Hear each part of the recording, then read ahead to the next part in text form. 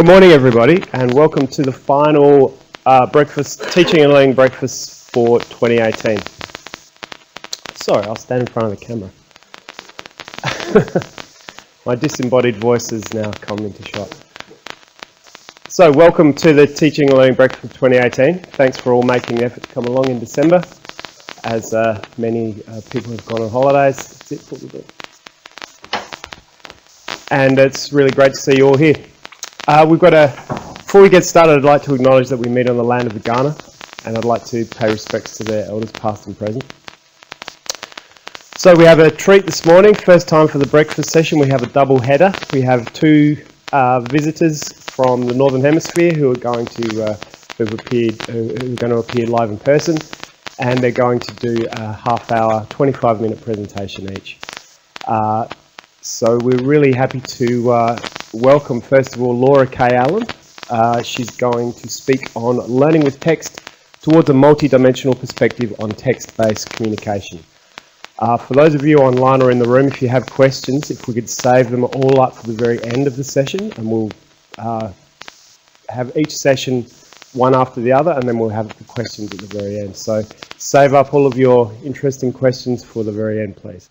Okay, I'd very much like to hand over to Laura K. Allen. Thank you, Laura. Great. All right, so as he said, I'm Laura Allen. I just wanted to disclaimer and apologize in advance because somehow in transferring from Keynote to PowerPoint, my slides have become more of abstract art than which is how they were originally planned. So if things look weird, I'm sorry about that, but we'll see how it all happens. So bear with me there. So I am an assistant professor at Mississippi State University in the United States, and most of my research focuses on discourse, and so the way that people comprehend discourse through writing or through social interactions, as well as how they produce things like essays and argumentation. And so I do a lot of cognitive research, and so I'm in a cognitive science department, and then I also do a lot of educational work developing analytics tools to develop ways to analyze writing and discourse automatically. So today I'm going to focus a little bit more on my research with writing. So see what this goes. So like I said, the focus of the talk today is on text production, so how we actually produce writing. There's not as much research on this compared to the way that we comprehend writing, but I think it's really important, right? So from a practical perspective and from an educational perspective, as most of you probably care about, writing is something we do every day. So I'm not just talking about essay writing, you know, when you're asked to write about whether or not you think competition is more important than cooperation or whatever the standardized sort of essays are. But we write emails every day. We get on, and journalists have to write and convey news that's going on in the world to us. And we read things in comment sections, and people get into arguments on the internet. And that's all sort of text production and things that we have to deal with every day when we're thinking about this. There's some abstract art that I was talking about. From a psychological perspective, writing is also very important. And so it involves, for me, it's very psychologically important because it involves a lot of cognitive and social processes interacting. It's very complex. It's actually really surprising that humans are able to do all of this, right? Because you're having to access basic language skills, so your knowledge of words and how words are spelled and all things like that. And you're also having to think about the audience and organize all of your thoughts in a coherent manner. And so it's actually, there we go. But also what's interesting about this is that when we're asked to do this, we're having to integrate our knowledge across multiple scales and across multiple levels of knowledge. So we're having to think about semantics, lexical knowledge, syntactic knowledge, all of that at the same time. And it provides us a unique way to understand how humans both construct meaning of the world and how we represent that in different ways. And so we can tell a lot about people, the way that they choose to organize and the way that they choose to represent information in the world and convey that to other people. So a lot of the research that I've worked on in my time in academia has focused on understanding the linguistic features that underlie both the readability of text as well as different individual differences in text. So what are the different properties of text that make it easy to read, that make it more sophisticated, that make it more complicated? So for example, we can take a text like this, neuroscience text, and we can talk about how difficult it is from multiple different levels. So we can talk about at the level of the words, so we can look at Are they using very complicated words that people don't tend to know? Are they using very simplistic words to try to convey the meaning simply? We can also look at things like syntax. So are the sentences structures very difficult and hard to get to? Do you have 20 words in between the main subject of your sentence before you get to the main verb, or is it very simple and concise type sentences? Are you varying your sentences? We can look at cohesion. So how are you signaling connections between ideas? So when I move from one idea to the other, is that clearly being done, or am I asking you to actually work for that and you have to actually try a lot harder to make those connections? And then we can also look at semantics. So what is the actual content, and do you have knowledge of the content? Is it a pretty difficult domain, or is it something that's pretty simple? And so all of these are different. These are just an overview. There's a lot of different other features, but these are sort of some of the main ways that people tend to characterize readability of text, so how difficult or easy or sophisticated a text is. And another thing that people have done using these same features is look at individual differences. And so you can take these same features and say, can I tell something about who wrote this piece based on how they chose to structure the essay? So based on the cohesion in the essay, based on the sophistication of the words. So you can take this little person over here who's reading his little book, and then get him to write an essay. So get him to write about something, either a story or something about, usually it's an argumentative type essay. And then what we've done work on is using automated natural language processing tools to extract features of those essays. So looking at the syntax, looking at the lexical sophistication, and then seeing what we can tell about that person based on the way that they write. So for example, this is just one example. We can look at someone's working memory score and try to predict it based on the features of the writing that they produce. So here we have low word frequency, so words that are pretty not common in English. More connectives at a logical level, so signaling connections, more complicated syntax, things like that. And we found in this work that we're able to account for about 46% of the variance in working memory capacity scores just based on linguistic properties of essays that students are writing, which is kind of cool, right? So we're able to backward sort of inference about individual differences based on the language that people are producing.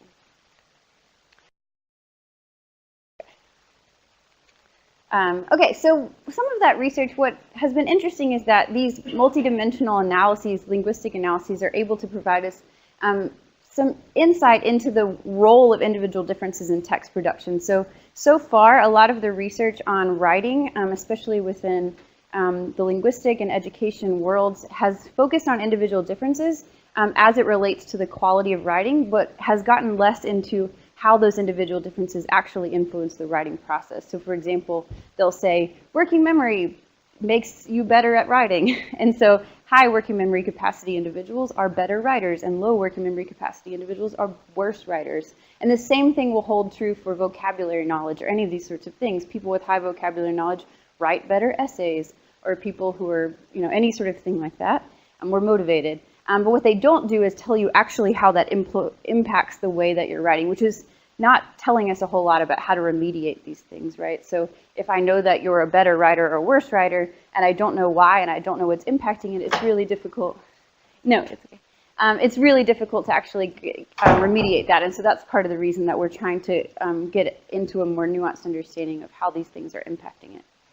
So we've done this work with a lot of things. Working memory was an example, but we've also followed this up with things like vocabulary knowledge, affective states, writing quality, and we can use these linguistic features to actually get at all of these different sorts of things. Okay, so that's sort of the background research that I've worked on for most of my career up until recently. But one problem with this line of thinking, and one especially as it relates to linguistic properties of writing quality, is that it's led to this assumption that there's this very specific static set of properties that make up a good text, right? So we've decided that a good, in standardized testing, I know it's different in different countries, but in the US especially, we have this idea of this 5-paragraph essay where you've got your intro paragraph and you introduce your ideas, and you've got your 3 paragraphs in the middle, and you have topic sentences in each one, and it's a very structured way of writing. And once you learn how to write that way, it doesn't actually matter whether or not you're good at communicating through text. It just means you know how to take a test, right? And so there's this idea that's come from that where we've decided there are very specific properties that make up good writing, right? in all contexts to all different people, at least the way that we typically teach it and the way that we typically assess it. Not that people actually intuitively think that. And so one thing that I've been working on is this thing that we're calling the linguistic flexibility hypothesis, which is the idea that in reality, writing quality and writing proficiency is less about your ability to produce a very specific form of text, learning how to write this 5-paragraph essay or learning how to write this very specific form, but really about your knowledge of linguistics and understanding how to leverage those in different situations. So when I'm talking to someone who I know has high prior knowledge of some topic, that I know how to change the cohesion and know how to change the sophistication of my language in order to adapt to your expectations and to your abilities. And so one thing we've been asking recently is, what is the role of linguistic flexibility in the text production process?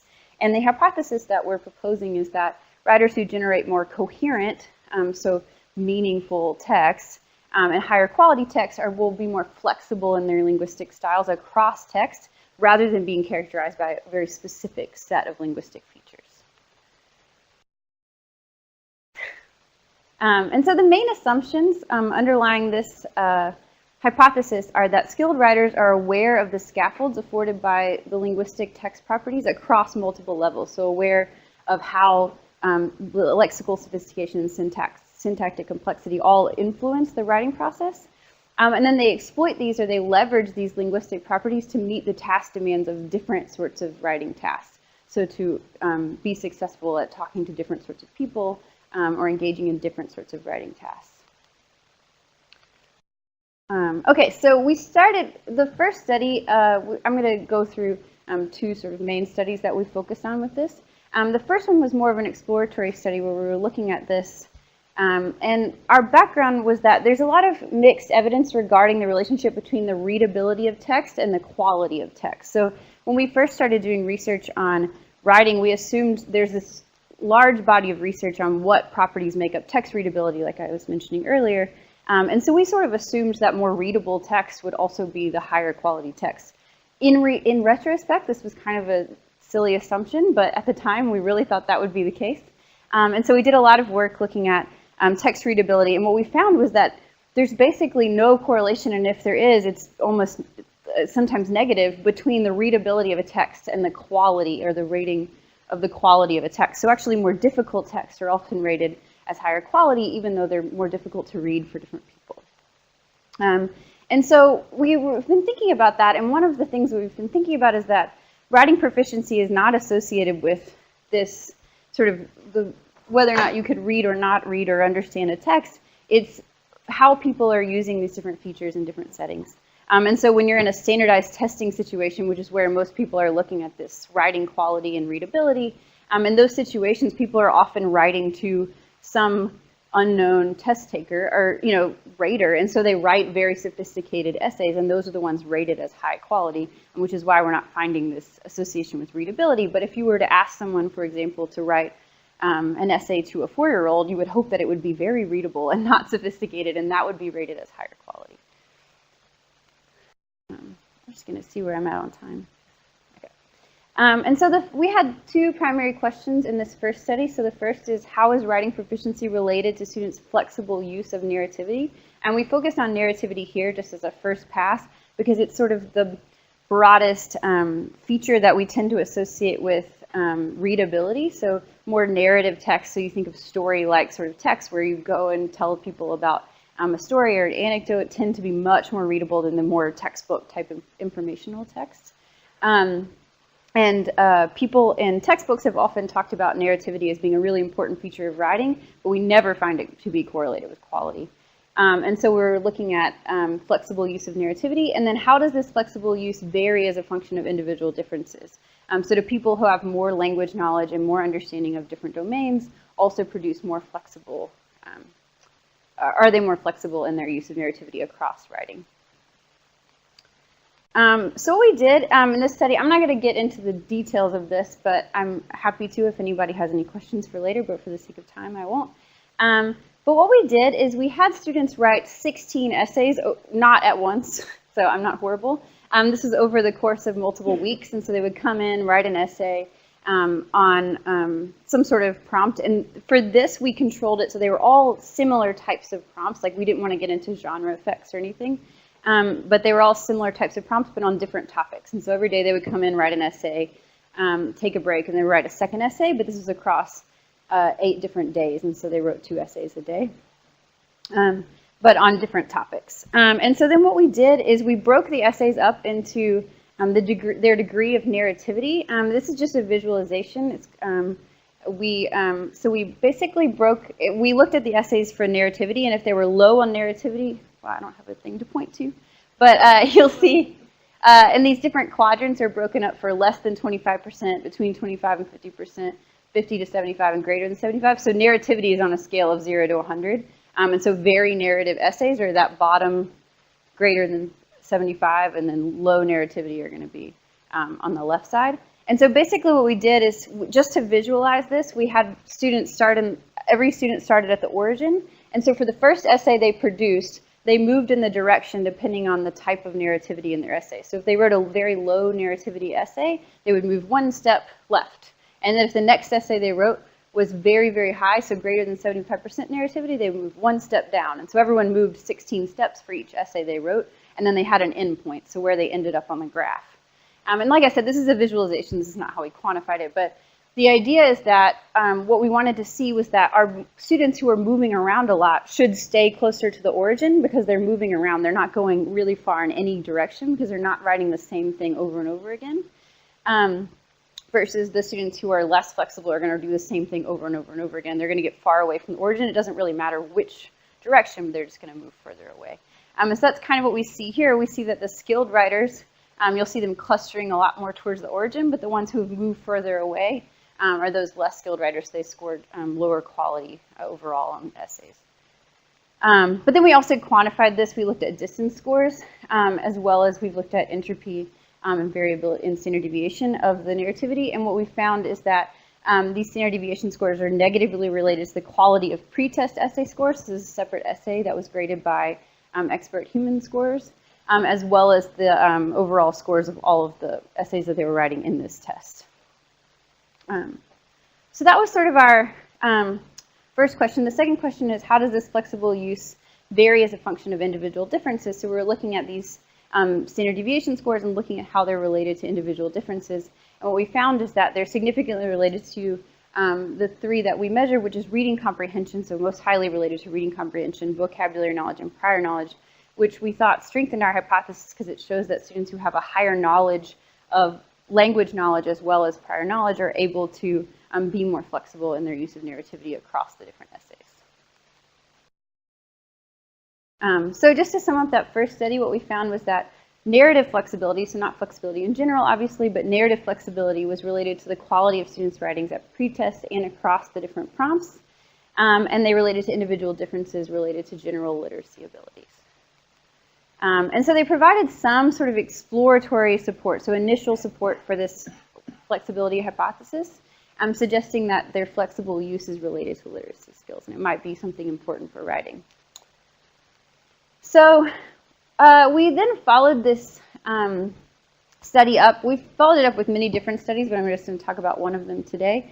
In the context of an automated writing evaluation system, and so what we wanted to look at is students who were engaging in actual, more ecologically valid writing processes. So they're going into this tutoring system where they're being asked to write, and they're given feedback, and they're asked to revise their essays based on some sort of automated feedback from a system. And we wanted to look at how flexibility varied across different essay prompts as well as from drafts. So are they changing on the same way from original to revised drafts when they're given feedback? And so we had 3 sort of main questions in this second study. The first was, how does writing flexibility manifest across multiple dimensions of text? So in that first one, we only looked at narrativity. And so here we wanted to look across dimensions more, so focusing on lexical, syntax, all these different sorts of dimensions I mentioned earlier. Next, how does prompt-based flexibility differ from basic revision processes? So when we're talking about flexibility, are we just talking about how anybody would change any sort of writing at any given point in time? Or is this fundamentally different, and is it occurring on different linguistic levels than something like revision? So when you're just changing an essay. And then what is the role of feedback in this flexibility? So if you give students some sort of feedback on their essay, then does that change the type of revision? Specifically in this study, for a slightly different reason, we were interested in the role of mechanical feedback. So everyone received deep feedback, like rhetorical feedback. So your structure, your organization should be improved. But half of the students received mechanical feedback as well, so spelling and grammar feedback. And part of this is because there's a lot of research in the writing literature that suggests that mechanical feedback is actually not very useful until the very end, so you're getting towards the end of the draft, because it makes students focus on these surface level, easy to revise features, and less on the deep rhetorical aspects of text. And so here we were focusing on whether or not that would actually make them less flexible as well.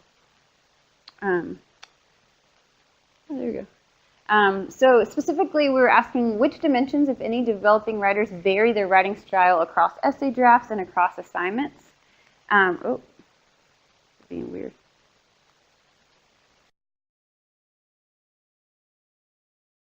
Okay.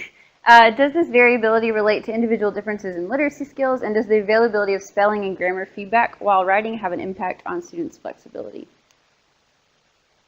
So we had 131 high school students, so these were students that were pretty young, but also learning how to write these sort of 25-minute typical timed essays. And they revised 2 essays per session across 3 different sessions. So they came to the lab, wrote an essay, got automated feedback, revised the essay, took a break, and then they did the same thing again, and they did this across 3 sessions. And half of the participants received the spelling and grammar feedback while they were writing and while they were revising their essay. Thanks. So we analyzed these texts using computational linguistic analyses. So we used a tool called Cometrics, which you might be familiar with, but it basically provides automated analyses of any sort of text. Here we focused on 5 dimensions that it focuses on, so narrativity, syntactic simplicity, word concreteness, referential cohesion, and deep cohesion. We followed this up looking at many more different features that are more specifically related to writing quality, but just for the sake of simplicity in this talk, I'm going to focus on these dimensions. And then what we did is we used linear mixed effects models to model the flexibility across essay prompts and across essay drafts. So I'll just say from the beginning, we can talk about this in questions if anyone's interested, but none of the models, including condition, actually improved model fit. So there was no effect of condition on flexibility at the essay assignment level or on the draft level. So this spelling and grammar feedback had no impact on the way that students' flexibility. So I'm not going to talk about it, but I'll be happy to talk about it later. So I'll briefly go through these results. Students, on average, had pretty highly narrative essays.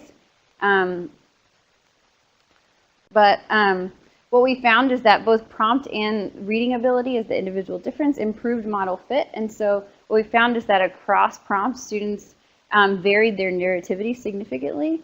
And then some prompts were interacting with comprehension scores. So for some, there was an interaction between how different high and low reading ability students interacted with the different prompts. I'll go through this kind of quick for time. So students have pretty complicated syntax. So like I said, all of these are from a scale of 0 to 100. And again, you find that there's an effective prompt and an interaction with comprehension scores across the different prompts. For word concreteness, we found that there was variability in concreteness across prompts, but no effect on reading ability, or no effect of reading ability. Referential cohesion, you have the variability across prompts and the interaction with comprehension. And then for deep cohesion, which is more of a situation model level cohesion, you get the prompt effect, but nothing related to reading ability. And so overall, what we found here at this first level was that students demonstrated flexibility at the prompt level across almost all of the linguistic dimensions. So specifically, all of them except word concreteness. And then narrativity, syntax, and referential cohesion related to students' literacy skills. So students who had better reading ability responded to the prompts differently than those who were lower reading comprehension skills. And then across essay drafts, we did the same thing. We used these same models.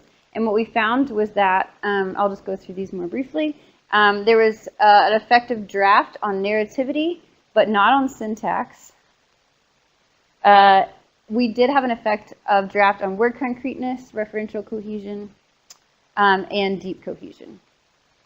And so basically you find that students were revising their essays along all of these linguistic dimensions except for syntax, which was the same across both original and revised essay drafts. So people weren't changing their syntax at all.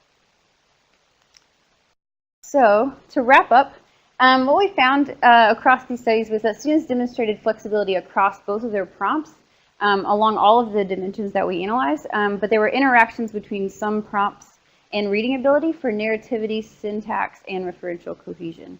And students varied their narrativity, concreteness, and both types of cohesion across drafts, but it did not interact with reading ability. And so what we found is that students demonstrated the ability to alter their text across both lower and higher levels of linguistic knowledge, but it was related to reading ability more strongly when you're looking at flexibility across assignments rather than when you're looking at their actual revisions, which wasn't related to the reading ability. And so overall, just to wrap up, what this sort of line of research is starting to show, and like I said, there's a lot more that I'm not showing today, is that multidimensional and dynamic, so text analyses that take into account both time and the multi-layered nature of language can provide really interesting insights into the psychological processes involved in discourse production and discourse processing. And then these also can be leveraged to provide, develop educational interventions and technology. So we're working all of these in so that into different intelligent tutoring systems that we're working on now so that teachers and students can be given online feedback on these things like flexibility. How are you changing your essay and what are you doing over time? Are you sort of getting in a rut and writing in the same way over and over again? And that we can provide automated feedback on these things. And so just to sum up, one thing that this research that I think is the main takeaway for most people is that I think it's really important for us to talk about how we define performance on these discourse processing tasks. So often we think about something like writing and we just say, oh, you got a 6 or you got a 3 or you got some sort of score like that. But it doesn't really tell us a lot when you just give that sort of overall score. And so it's really important that we conduct analyses at multiple levels of language as we think about these words and the sentences and the overall document and at those different levels and how people are struggling or doing well in these different levels. In the future, we're following this up and looking at how individuals adapt their language for the purpose of aligning with others. We're looking at different audiences and how people flexibly adapt when you're giving them very explicitly different audiences, different writing tasks, and how they do this online in different situations. We're also looking at cognitive processes underlining that, how that changes their representation of others as well as their representation of specific concepts that they're asked to discuss with different people, as well as their synchrony. So are people more synchronized and able to work together when they're asked to actually adapt to different situations with those people? Okay, so I just want to say thank you. These are some of the colleagues, Erin Likens, Danielle McNamara, and Cecile Perret, that I've done most of my work with. And thank you for listening. And, well, I'll take questions later. But thanks very much. Thanks very much, Laura. We'll just take a minute while we hand over to Caitlin. Thanks very much. My apologies.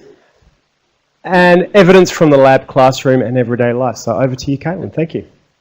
I am from the U.S., but I'm not in Michigan. I'm at New Hampshire right now, but the states are all kind of mixed together, so all good. My apologies. No, you're good.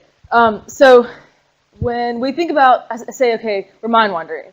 When I say that, most of you are going to have some idea of what I mean by that. You may think of, oh, yeah, like this is what I do when I zone out or when I daydream. Or maybe you think it's just when someone's giving a talk in front of you and you're not listening, you're doing your email. Like that might be your version of mind wandering, right? And we do this a lot in everyday lives. And so I think, you know, it's one of the reasons I've gotten interested in studying it, because we do it a lot, and it's been linked to things like your educational outcomes, how creative are you as a person, what is your well-being, how happy are you in everyday life, and things like that. So I think it's this, you know, really interesting construct that we're all very familiar with, and it's also been linked to things that are really important in our everyday lives.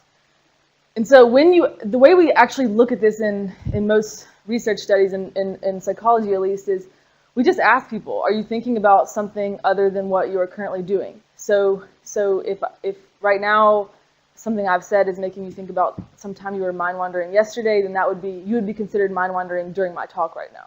And so when we ask people this question, people report it all the time. So in everyday life, it's about rate of about 50%. During reading, it's about 20 to 40% in a traditional classroom. So we've done studies in just college classrooms. People report it about 40% of the time. So you give people online lectures, same thing. Even during things like intelligent tutoring systems, which are designed to have like interactive dialogues with students and keep them engaged, it still occurs about 30% of the time. So I've sort of put this slide up here to just demonstrate that it is something that happens all the time during learning, despite even having sort of a one-on-one conversation with someone. And well, why do we care? On one hand, we may think mind wandering may be a good thing sometimes, right? We get to go plan. It may be related to creativity. So I don't want to even start the talk by saying I think it's all bad. But there has been some consistent negative relationships with learning. And so they've done some meta-analysis with like over 80 studies, and it's almost always at least negatively related to learning. And so, this first part of the talk is just kind of, I just want to bring up that, what is mind wandering? It's when we ask people if they're off task at this point, and it happens all the time, and we know it's negatively related to learning.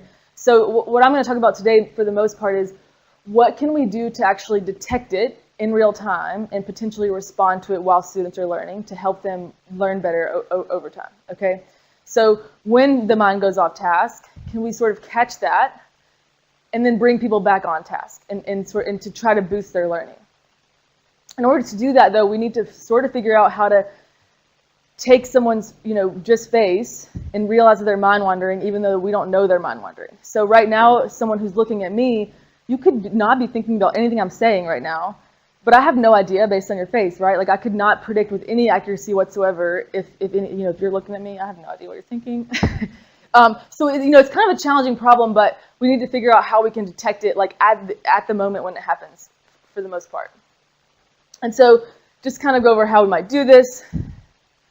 We'll have some reports of students saying they're mind wandering or not. So say, for example, during a reading task. So we're asking them at random pages or pseudo-random pages, are you off task right now? They'll respond, say yes or no. And what we want to do is take some features leading up to, oh, I'm missing some animations. But so what we want to do is take some features leading up, right, like some window, maybe a 30-second window before we ask them that question. So things like, reading times. Like, so how fast are they just skimming the text, or physiology, so we can use like eye gaze or skin conductance, or actually features of the text itself. So, sort of tying to Laura's talk, if the text is actually written with really syntactically complex, then maybe people will zone out more then.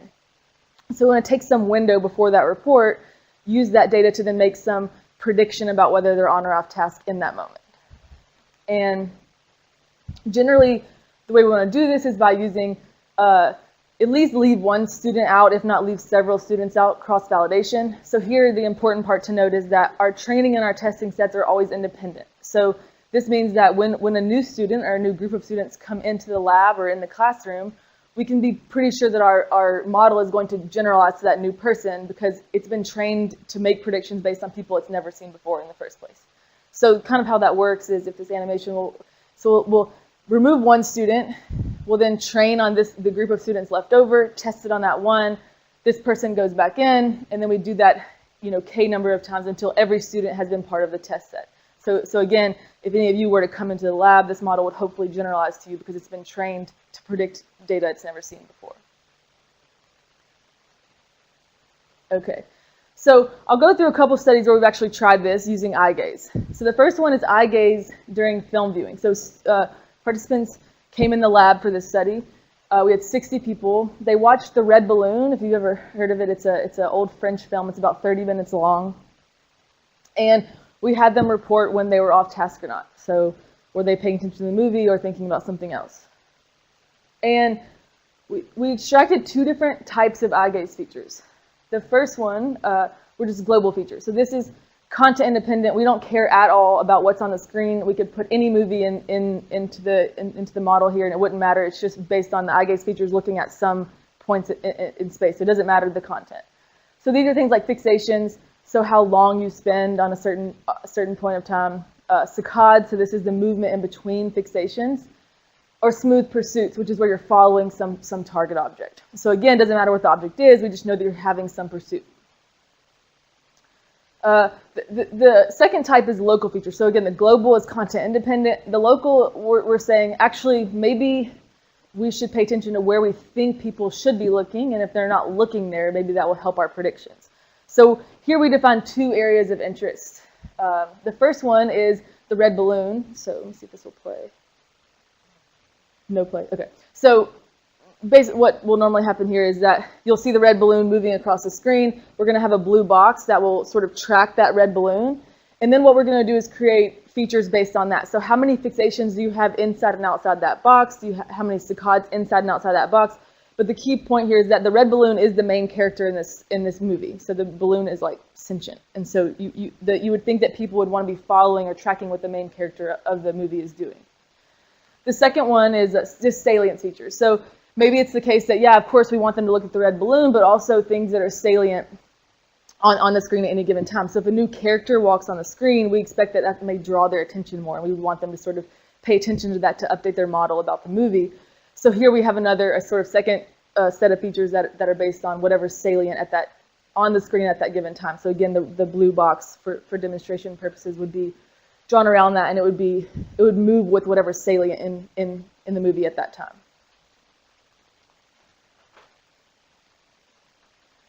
Okay, so the way we evaluate this, and for purposes of this, what I'll show is my results did not show up here. I'm not sure what happened with this. I have Keynote too, so we're missing results on this page. But what you would see if you saw this would be that we would have F1 values, which at chance level. And what you would see is that the global and the local features perform above chance, but the local features do the best. So the ones that I was talking about if we're caring about where people should be looking, those features in the model alone have the best prediction rate. So we're getting at prediction rates above 75% here, and the classes are imbalanced, so what we're really looking at is F1, so it's significantly above chance. The interesting thing to know, which you can see on this invisible graph here, is that if you combine the global and the local features, you don't get a boost in performance. So it's really the local features that are doing the best here. Okay, so that's great, right? People came into a lab, and it was, a very nice white room with this really big fancy eye tracker, and we were able to, take 60 people and predict their data really well. But how can we do this in real life? If I'm talking, the way I started is, can we help students learn? And in order to do that, we need to go into like a real classroom, right? And there's a lot of challenges that come along with that. So we collected data in a classroom, and this is a picture of the classroom, what it looked like. So students are sharing a desk. They all have laptops out. And what we did is use what they call like sort of cost-effective eye trackers. So every student had an eye tracker sticky tacked to their laptop, which is a very fancy way of doing it. And we had 1 million computer extension cords everywhere in the classroom. But nevertheless, this is sort of what every student's setup was. So they had a $150 eye tracker attached to a school-provided laptop. And what we're doing here is trying to see, does this sort of like noisy environment and cheaper eye tracker method, can we still predict if people are mind wandering or not in a classroom? And so they interacted with, let me see if I have a picture of it here. No, it's gone. So they interacted with a high school biology tutoring system called Guru Tutor that was developed at University of Memphis. And essentially the tutor sort of has a dialogue back and forth with the student. The student's typing in their response, and the tutor is teaching them about like how proteins function and such like that. And so we're probing them every once in a while and asking them if they're mind wandering. And so we have 135 students here, about 2,300 probes, and about a 23% rate of mind wandering. So like I said earlier, the 23% is sort of on the lower end, but it's still a significant portion of when you're asking them what they're thinking about. Like over 20% of the time, they're still not thinking about the tutoring system that they're interacting with. So again, here, the fixations, the cause, like I talked about last time, this is, again, content independent, so you could, in theory, apply this to any type of tutoring system or any part of the tutoring system. So during the lecture phase or when they're doing more of a dialogue, doesn't matter. It's just we're looking at what the global features here. The local features, since the movie was moving, right, at all times, there's always something different happening on the screen. The tutoring system isn't like that. The tutoring system is more like there's a tutoring agent who's sort of talking with the student, but she's not moving in time or space. She's sort of staying there. She has a few gestures, but for the most part, it's pretty static.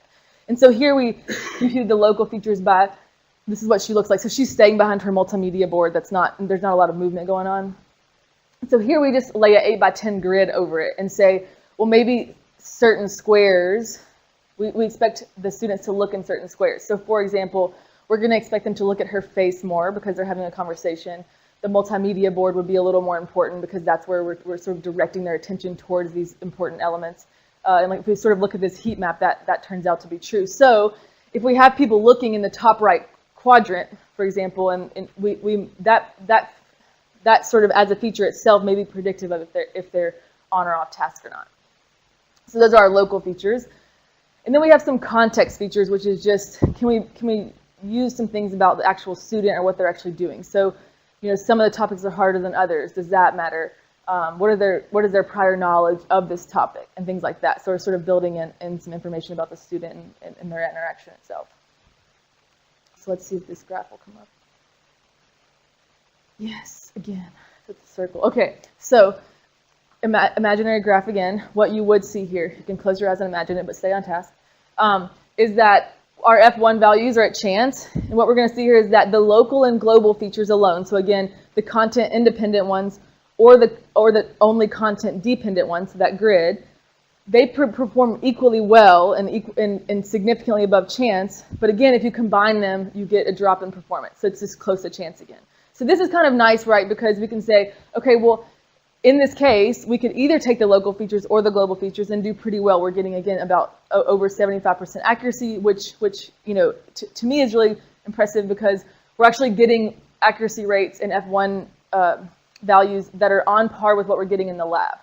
So that's sort of some promising, you know, ideas that we can actually go into the classroom with some of this stuff.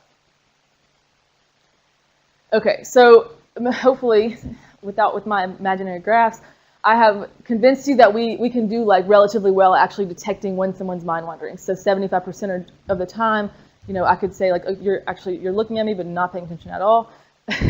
And so what I want to talk about is a study that we just wrapped up kind of recently, actually trying to intervene. So when someone goes off task in real time during reading, can we actually intervene, get them back on task, get them to sort of make sure that they've learned what they missed, and then see how that impacts learning later on. Check my time here. Okay, so the goal of this mind-wandering intervention is to basically use these detectors, and we want to ensure comprehension before someone moves on in text. So you guys have probably all had this experience where you're reading, or you know, on your iPad or like a real book, or I guess it's a real book, but a physical book, and you flip the page and you realize, I don't know what I just read on that page, right? And so sometimes there may be times where you go back and reread that page because you're like, that part might be important for me to move on. Other times you may say, I probably didn't miss anything, I'm going to move on. And I don't know if you ever had the experience where you moved on, and then you realize that you probably missed something later because somebody's the killer and you didn't realize they were the killer, and you're like, whoa, I missed that when I just must have skipped those pages, right? So we want to try to make sure that students avoid that happening while they're reading. And we want to specifically try to promote deep comprehension rather than just surface level facts. So we don't want them to just skim and say like, you know, so-and-so is wearing red, I need to remember that for a test. We want them to actually understand the concepts that are being taught in the text. So we used a text called Soap Bubbles and the Forces That Mold Them. It was part of the New York Times My Fabulous Boring Book collection, so we were relatively sure people would go off task during this text. But the important part of this is that people are reading it and they're learning about how, like surface tension or some sort of more difficult concepts in science where the author is basically demonstrating how things work through explaining how experiments work. And so you really need to sort of understand that in order to understand, like, you know, one of the questions that I'll explain later is, you know, how would you go to C in a sieve? And like, so to understand that, you need to understand the properties of water to sort of know how that would work, right? And so that's what the author is explaining in the book. We chose to use self-explanations when we trigger the intervention. So here, it's basically when you'd be reading and you'd explain the meaning of the text to yourself. Instead of doing it sort of in your head, they're just going to type it out. And this has been shown by Danielle McNamara and colleagues to be an effective learning strategy. And in particular, her and others have proposed that that's because it's quite cognitively demanding and it's a constructive activity. So in this case, if you don't know something, you're going to be able to identify your knowledge gaps when you can't produce the answer, right? And so the questions are again, designed when we intervene and we ask them the self-explanation questions, we want them to target the concepts that are in the text. So the students can make sure, I actually don't understand this. I need to go back and make sure I'm filling in this sort of conceptual knowledge gap, not just, if the person was wearing a red shirt. So this is the example I gave a second ago. How does going to C in a sieve seem possible based on the author's demonstration? So it's very open-ended. If you haven't read this and you don't understand the properties of water, you're not going to be able to score very high on this question. So you need to actually have, sort of done some deep thinking about what the author is demonstrating. So this is what the interface looks like. The reading will sort of shift over and the self-explanation question will pop up on the right side. We're going to score this automatically in real time and give them feedback sort of on the right side as well. So the question, they get the question, hit submit, and then they'll immediately, based on a word overlap, scoring algorithm, get feedback saying like, yes, go reread, or yes, you get to keep moving, or no, you need to go back and reread. So the way this kind of works is they're reading the text, we're checking their eye gaze, making a prediction about whether they're mind wandering or not on every page. If they're not mind wandering, great. We think that they probably understand the text, they get to keep reading. But if we do think they're mind wandering, we stop and ask the self-explanation question. Again, we're scoring this in real time, so if they get it right, great. We're still satisfied that they probably know what they read, get to keep reading. If they get it wrong, though, we suggest politely, why don't you go reread, make sure you understand that concept, and then come back and try again.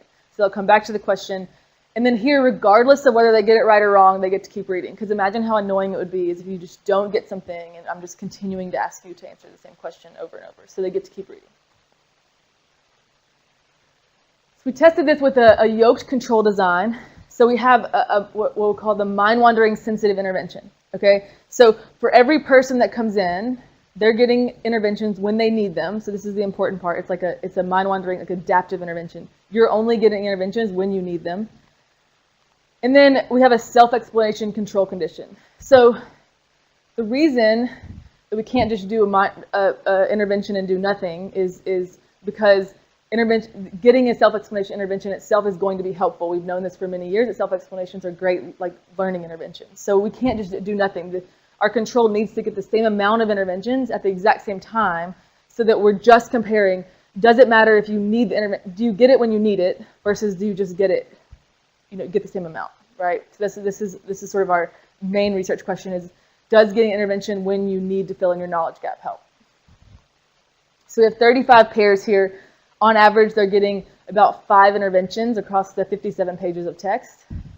And what we're looking at here is, does it help during reading? So if you get an intervention and we stop you while you're reading, does it help? I don't know if any of my graphs are actually going to show up. They're not. Okay. So what this would show, I'll just skip to this part because this will be a little complicated to explain without the graph. So what this is going to be is the y-axis here, imagine Cohen's D. Okay. So the negative values here are going to mean that the control condition does better than the experimental condition. Okay. So the 2 left values are when we tested them in the lab. So immediately after reading, we say, fill out this post-test that's going to test your conceptual and shallow knowledge about the text. And what we find is there are no differences in the 2 conditions. So so we're just testing them then, the mind-wandering sensitive intervention doesn't seem to have that great of an effect. If anything, both of these values are negative. You can imagine this, they're very small and negative. That's what you would find. However, what we see is that we do a 1-week delay, so the students come back in the lab or they fill counterbalanced version of the post-test out a week later, we see that we see an effect for both surface level and conceptual comprehension. So sort of the takeaway here is that when you get an intervention when you need it, it doesn't actually, when you get an intervention when you actually need it during mind wandering, you're sort of filling in your gap just enough to do as well as the control condition. So there's not really an effect there. However, if you're filling in the gap when you need it conceptually over time, after that week-long delay, you have a better memory of the text and a better conceptual understanding of the text after the week. So you're sort of retaining that information better over time. So I think this is really one of the first studies that has tried to do a mind-wandering intervention in real time. So it's some promising first steps towards this, right? So we didn't get an effect immediate, so maybe there's something we can do to make it better. We can try different learning interventions. But I do think it's pretty promising that we were able to sort of fill in those conceptual gaps to where a week later we see some pretty strong effects. And so, I think there's a lot more to be done here. But I just kind of want to finish with my few minutes left with talking about, but what is mind wandering? Because I've talked about this whole time, right, that we're asking people this question, are you doing something other than what you're currently doing? But, as a construct, that seems pretty vague, right? So I did this study recently in the lab. So think about this question, are you thinking about something other than what you're currently doing? And then I'll show you 3 different patterns of thought that I've collected in a study in the lab in the last year. And I want you to think about how different they are, but they would all fit into this category. So the first one is I see the number 99 on the sticker of the monitor. So this is students just having like a think aloud, so free recall. I see the number 99 on the sticker of the monitor. 99 is the bus. Me and X used to take the bus all the time. I miss her. I'm cold. It was cold earlier too. Let me finally put on my jacket. This is nicer. My jacket is interesting.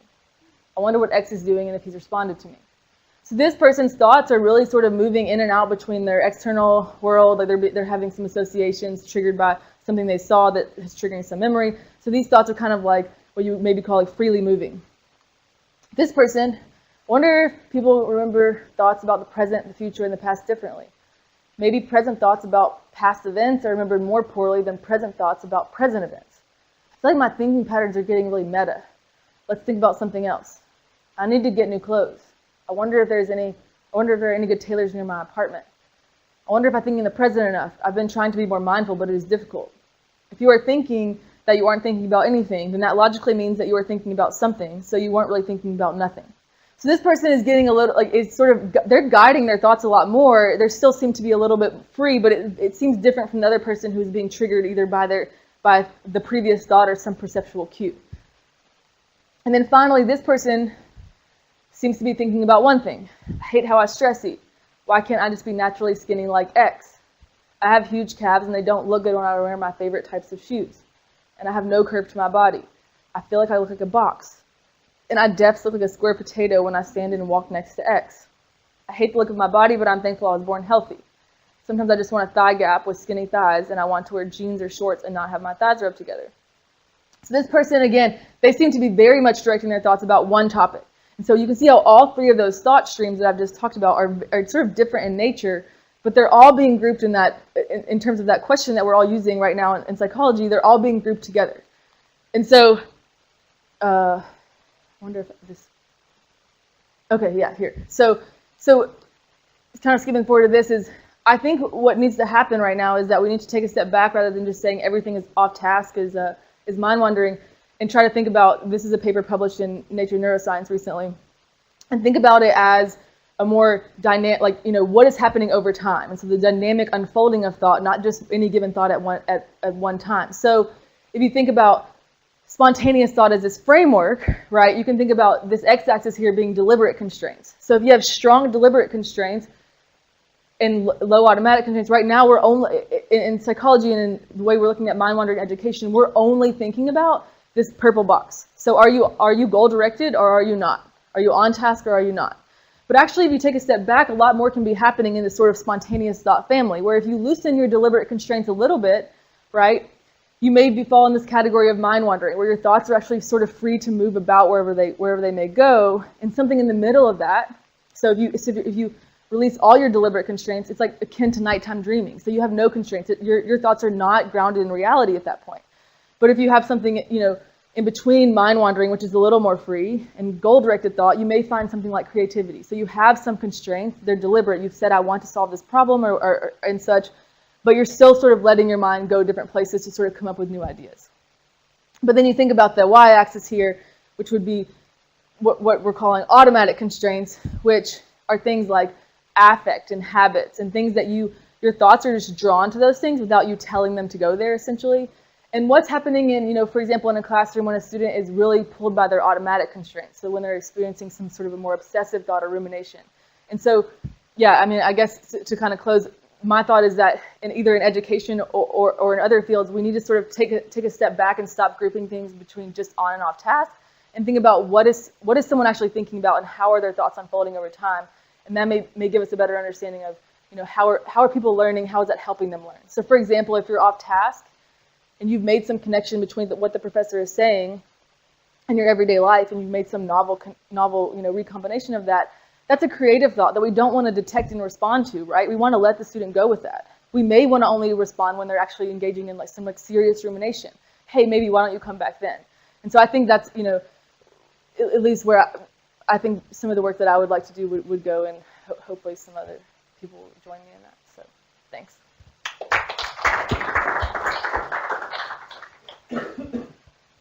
Thank you very much, Caitlin. That was fascinating, and you may have invented a new genre of poetry there, with the thought, the stream of consciousness. It was very good, angsty teen poetry, but yeah, nonetheless good. So, are there any questions from in the room? There's one over here. Thanks. Thank you for that, Caitlin. I'm just wondering, with the eye trackers that you had on the computers, right, what did you tell the students they were? They knew they were eye trackers. So, just by the virtue that it's going to be tracking your eyes, right, would that bias the results in terms of students being more aware of it? It's a bit like me saying the word Krispy Kreme donuts, right, and everyone's going to think about Krispy Kreme donuts for the rest of the day. Sure. Yeah, that's a good question. It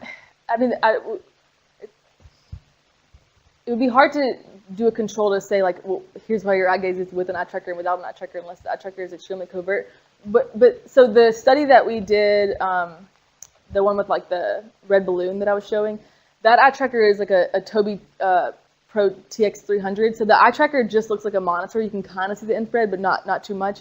And we find that people don't seem to have a lot of different behaviors based on that eye tracker.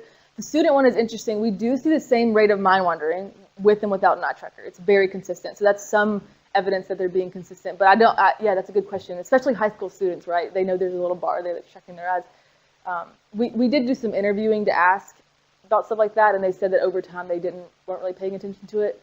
But we can't be sure that there weren't at least 10% of the students who were extremely keen on trying to make their eyes, do something. But yeah, it's right. Hi, I'm really interested in the mind-wandering concept, and I agree with the idea of not having to stop them if they're being creative, but I think that'll be really hard to tell. But I'm just wondering, is there something here we're saying it's everyone's minds wander, rather than stopping them?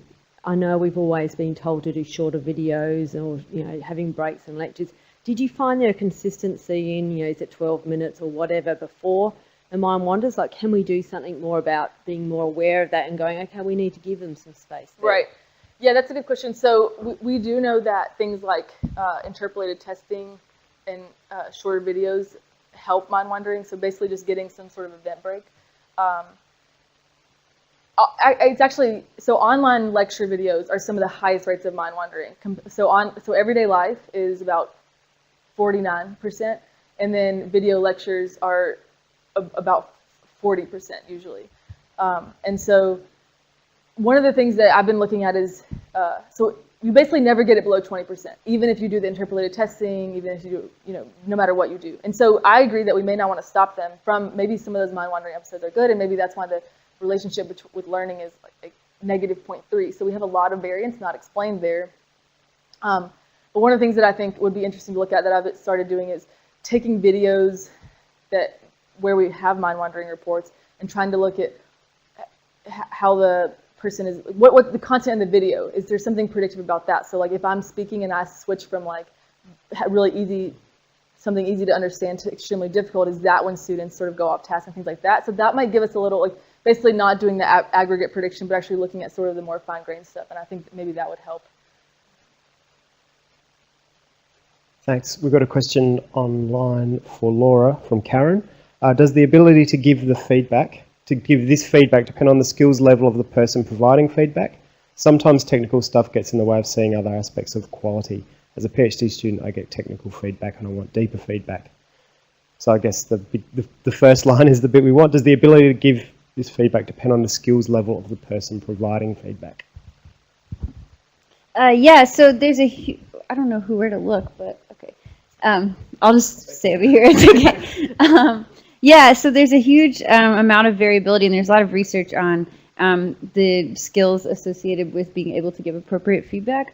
For the most part, what you do find is that teachers are not, they're provided a lot of training on how to provide mechanistic, so spelling and grammar type feedback, but not a lot on the deeper level feedback, and that's even for people being trained to provide accurate feedback.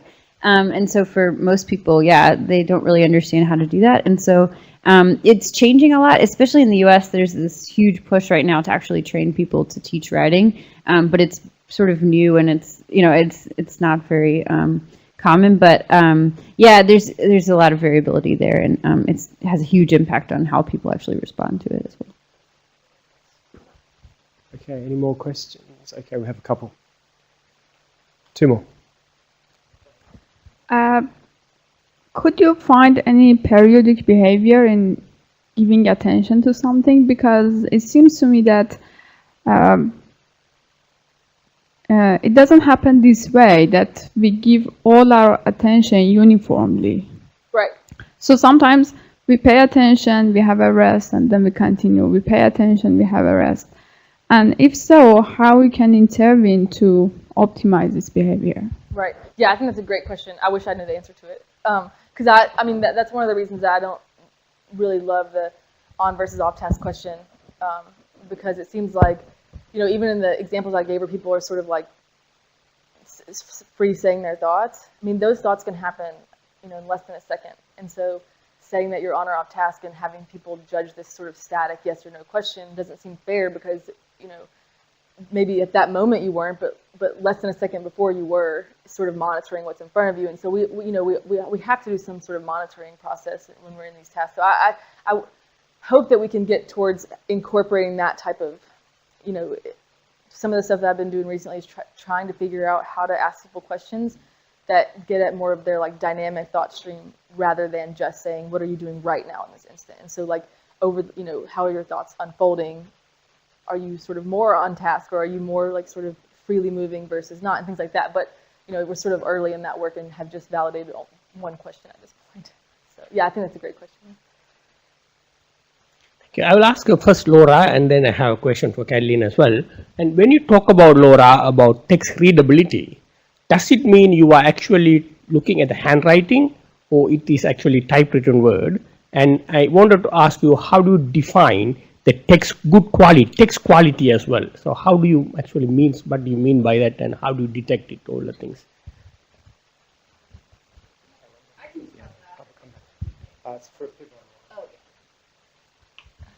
Yeah, so that's a really good question. So the readability work, for the most part, we're looking at typing in my research, but there is a whole body of literature on handwriting, and it's mostly done with children, so that's a big focus on how people are actually able to look at these symbols and things like that, and how people learn to produce high quality handwriting. I'm not really as interested in that, but there's a whole body of literature on that. So I'm mostly looking at typing. So readability, there's a lot of research. It's all coming from this research on how people comprehend. And so there's a lot of studies that have been done on manipulating various aspects of a text and seeing how it either slows down or actually impairs comprehension. So does it slow your reading time down, and then do you end up having a weaker comprehension at the end? And so they'll do little manipulations like keep everything else the same, but create more complicated syntax at very specific levels. So how many words are between the subject and the main verb, as opposed to spreading the phrases out across the text, or increasing cohesion at a lexical level, or increasing different sorts of things, and seeing how it impacts reading comprehension. So all of that is coming from that body of literature in cognitive science and in discourse comprehension. And so anyway, that's where that part comes from. And then the essay quality aspect, we've developed rubrics that are loosely based on rubrics that are used in standardized testing situations, but that are much more multidimensional. And so I didn't get into that in this talk, but we typically look at, and we use expert raters who have been teaching, composition for years. And we look at it at multiple dimensions. So we look at things like holistic quality, but then we look at argumentation, cohesion, and coherence, and we also look at voice, and we look at mechanics and spelling, those simple sort of things, as well as, what did I not say?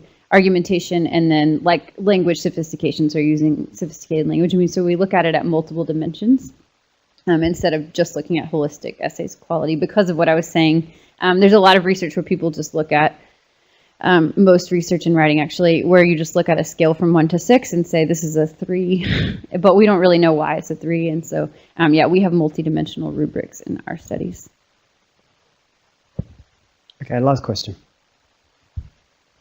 Thank you, Kathleen. I actually want to, thanks Laura. Thank you, Kathleen. I wanted to ask you a question. When you say about can detect the mind wandering by looking at the eye gazing, I wonder, but because I can look at you, as you said, and I can think something else. Right. But even if you look at the comprehension part, that people you asking questions, I would say that it depends on other level of as well, because some people can look at it and understand very easily, and others will have to actually go back and think about. So it is actually a different level of analysis. So I think there are other dimensions involved as well. So when you look at the reading text, but in reality, I would challenge you, or I would ask you that by looking at you, and how do you detect whether I am thinking about you, or I am thinking about something you are telling, or my mind is wandering. Right. And how does it actually going, we can actually put into practice when actually by this experiment. Thank you. Right.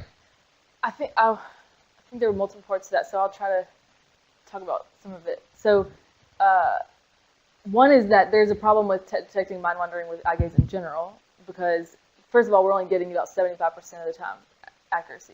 And so we're missing 25%, who knows why. And that's based on, leave several or one subject out, cross-validation. And so we know based on sort of the validation studies we've done, where we bring people in the lab, use the detector and ask them if they're mind wandering, that we're getting about that same accuracy when we're actually applying the detector. But there's challenges there because we're still missing part. But to the other thing about the content of what they're thinking about, I'm not sure.